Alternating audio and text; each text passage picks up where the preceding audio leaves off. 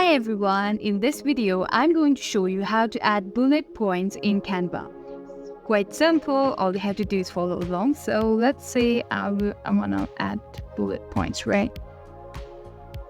Let's type in some numbers, let's increase the font.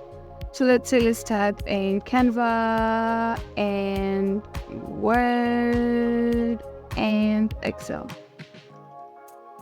So these three. So I want to put these three into a bullet point, right?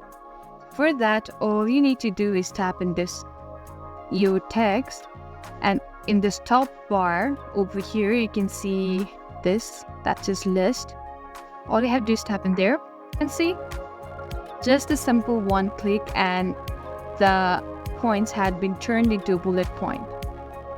So if you tap it one more time, it will turn it into the actual number listing, like 1, 2, 3.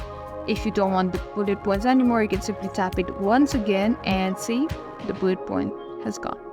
So let's say tap it again, and yeah, you can also adjust like this. So this is how you add bullet points to your Canva. I hope this video was helpful. If so, don't forget to like, share and subscribe to our channel. Thank you for watching, and we'll see you in the next video.